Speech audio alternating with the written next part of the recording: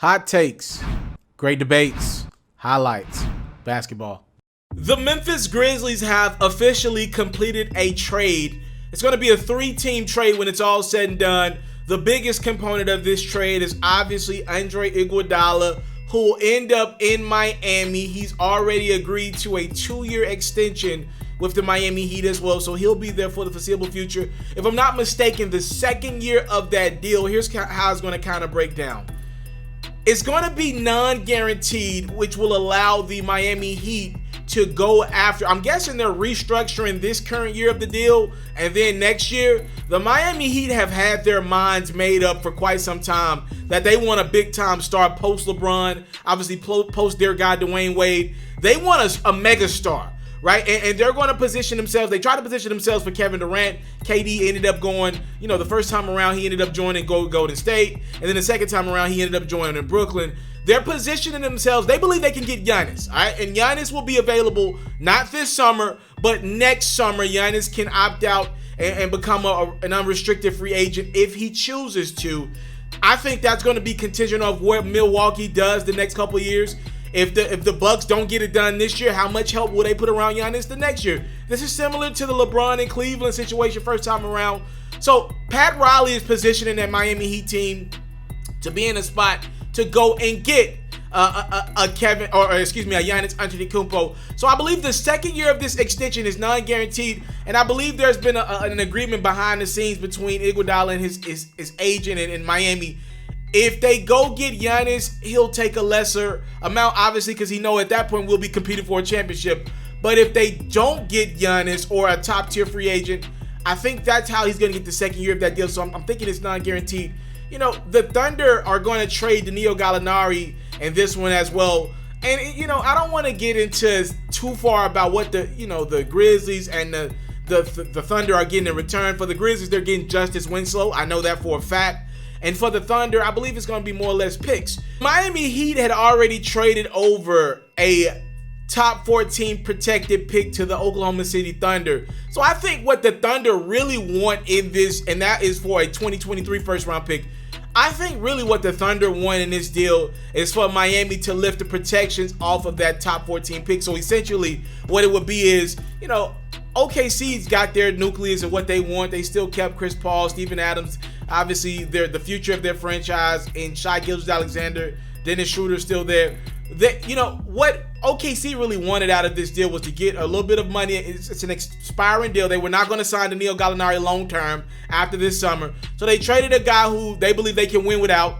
And all they really want in return, for the most part, is to essentially get this protection off this pick. So just in case, let's say the Miami Heat in the year 2022 going into 2023, let's say they have the worst record in the NBA, but they got a top 14 protected pick being sent over to OKC.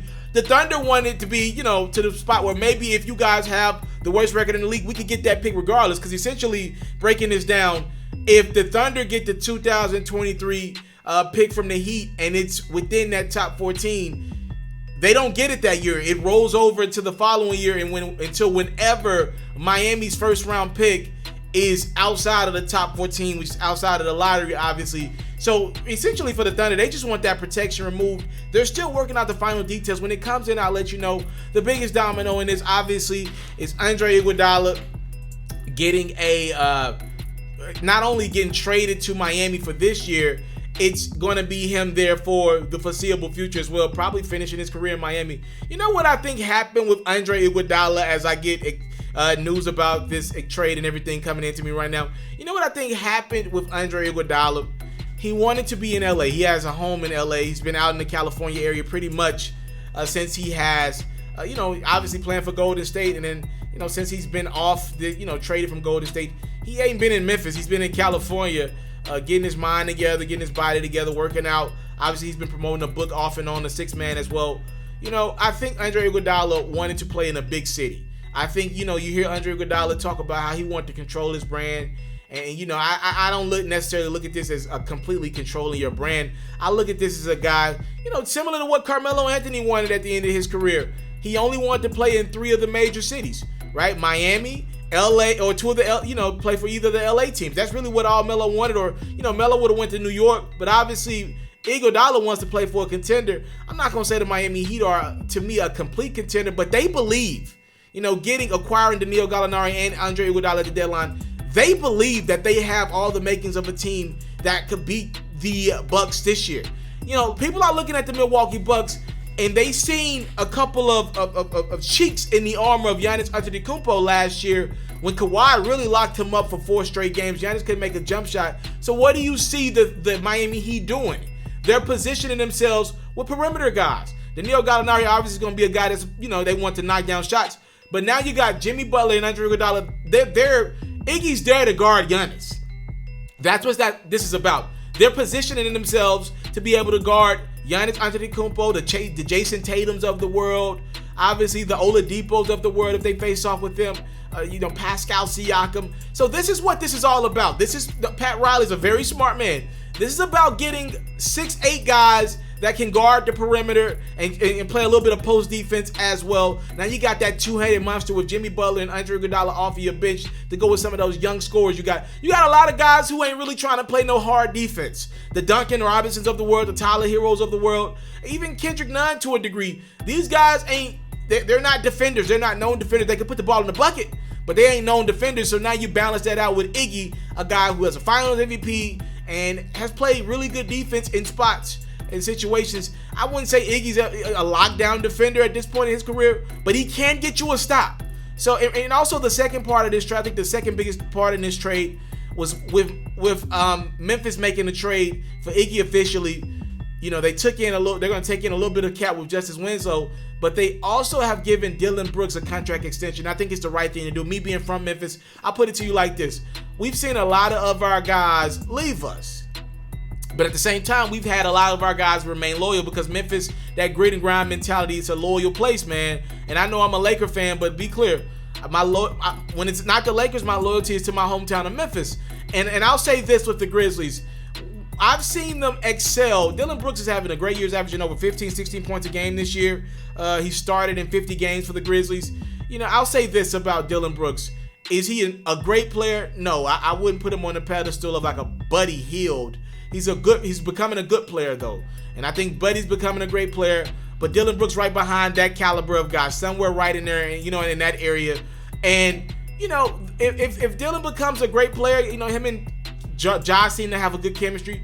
You want to let Dillon know that you've had his back, right? When he was in need of a new contract, you give him a 3-year, $35 million extension. So they're signing Dillon early in hopes of he'll outplay that contract by the end of that thing, and you're showing your loyalty to him. Maybe he is a guy that can go get the max in about 4 or 5 years. Well, now you position yourself for Dillon to now be in Memphis for at least 3 more years. Make him comfortable enough in the city, and it's to the point where he now, in his, he calls Memphis a home to his. We saw him encapsulate that grit and grind mentality earlier this week when he had no problem saying, "I can't wait till we trade Andre Iguodala so we can play him." I love it what Dillon Brooks represents, and he's positioned himself to get a new deal. So again, that's another subsidiary part of this trade. The Grizzlies, immediately after making this trade and acquiring Justice Winslow, they gave Dillon Brooks a new deal. They now bring in Winslow, who, we'll see what he's got in the tank and how motivated he is being traded from Miami and down to Memphis. But yeah, big time trade in NBA. Because I think it could have some big time ramifications. Now, I don't think this is going to be a big deadline, but I do believe this is a big trade. Iguodala is a guy that could be the guy that locks up Giannis, or is smart enough to let Giannis shoot 8 treys a game.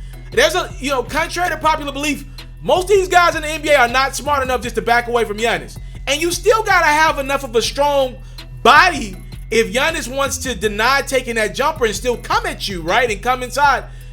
Iguodala has the body. Say what you want about him. You can call him whatever for sitting out. Iguodala has the body to bang with Giannis, at least as best as anyone else does in the league.